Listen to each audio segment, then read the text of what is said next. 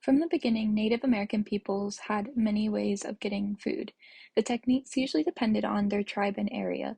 The methods of including hunting, trapping, fishing, gathering, and farming. Primarily the males would go out to hunt, and the women would then clean the animal and prepare it for cooking, storing, and for other resources. Animals would be used not only for food, but for things like clothing, weapons, tools, and other useful objects. The bow and arrow was the most common hunting tool amongst all others. Bows were made of various woods as well as strip of ram and buffalo horn, and ranged in length from about 5 to 3 feet. Arrows were also varied, some being from reed and others of highly polished wood. Points were of bone, flint, or fire-hardened wood. The majority of tribes got their food from hunting big and small game. Native Americans from the Great Plains, like Cree for example, relied on hunting bison. Because of bison being such a large animal, the Cree would lead the bison off a cliff. There was also more conventional hunting methods like using a bow and arrow, spears, tomahawks, snares, and traps.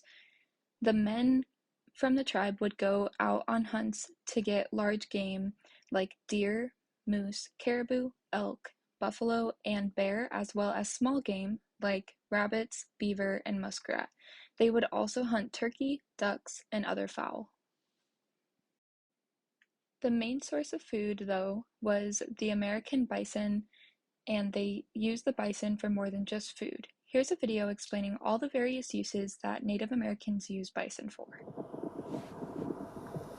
Rain comes to the prairies, slaking the parched ground and creating a sea of grass.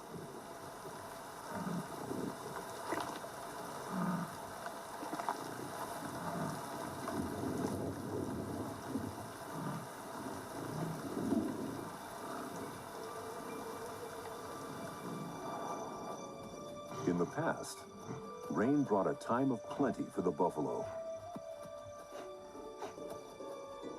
and for the many tribes of Plains Indians that depended on the migrating herds. There were no boundaries. Where the buffalo went, we went.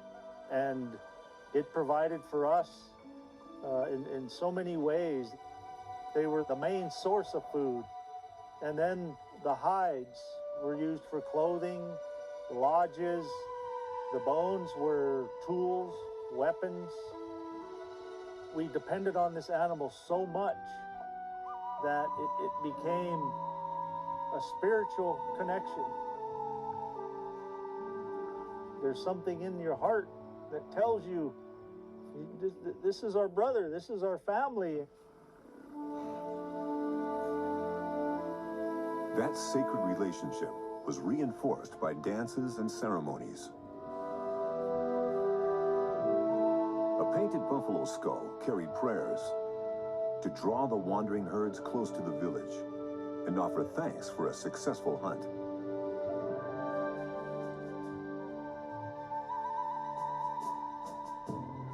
But this sacred bond between buffalo and the Indians, along with the world they shared, was under threat. Within a few decades, in the second half of the 19th century, the herds would be gone. William Hornaday documented this disaster in a book published in 1889 called The Extermination of the American Bison, in which he wrote, "The primary cause of the buffalo's extermination was the descent of civilization, with all its elements of destructiveness, upon the whole of the country inhabited by that animal."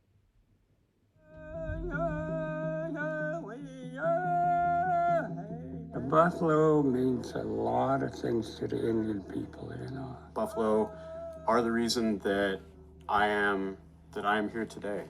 Buffalo helped my ancestors by providing them with food, with clothing, with tools, and with medicine. The buffalo was a very important part of their food supply. By the 1870s, the buffalo were nearly gone from the plains. And I think all Indian people knew that it was the demise of the buffalo.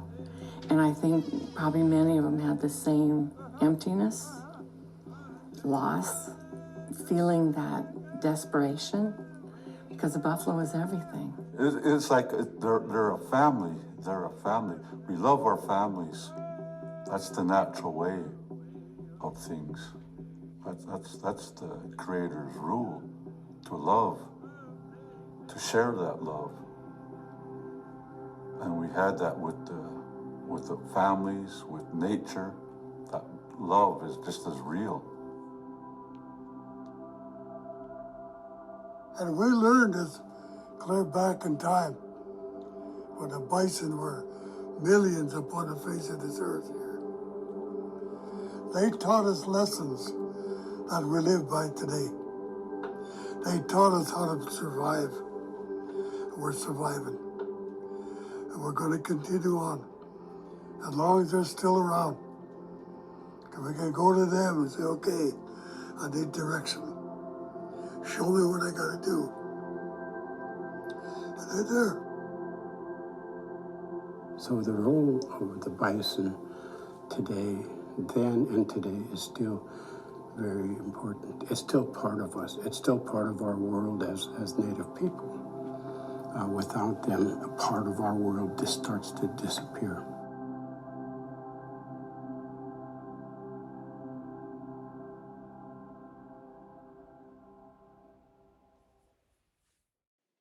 Tribes that lived along the coast or near large bodies of water would specialize in fishing. For tribes that fished, they would use spears and nets to catch the fish. Fishing was also useful not only in the warmer months, but in the cooler seasons as well. Tribes would also ice fish. They would cut a hole into the ice on a body of water and lower fish, then spear them through the hole. Gathering is the second most common way of First Nations getting their food. Usually the women would travel in the surrounding areas to find berries, nuts, fruits, leaves, and other herbs in the wilderness. They would use the gathered resources found in the wilderness for foods, drinks, and medicines. The main crop that the Native Americans grew was corn, which they also called maize. Maize was eaten by many of the American Indian tribes because it could be stored for the winter and ground into flour. Maize was eaten nearly every day by many tribes and was a major part of American Indian culture. All of the maize plant was used, including the husks for crafts and the cob for fuel and fires. Although maize was the primary crop, many other crops were cultivated by the tribes, including squash, beans, pumpkins, cotton, and potatoes. Animals were used to their fullness after being hunted by these tribes. Historically, Native American clothing was made from resources that were naturally available and abundant. Materials generally included mammals like buffalo, bear, deer, elk, along with other various small animals. Costumes and clothing were heavily reliant on natural animal products, and as a result, Native Americans were highly respectful of nature and made it a point to never waste any part of the animal. Leather, fur, feathers, and bone were all used to make decorative costumes, clothing, and other ceremonial accessories. Throughout history, we know Native Americans also utilized plants to make clothing items and accessories along with animal products. They would make boots, dresses, and whatever kind of clothing out of the animals. There are many different hunting and gathering techniques that the Native Americans used throughout time. This is the only way the tribe stayed healthy and flourished.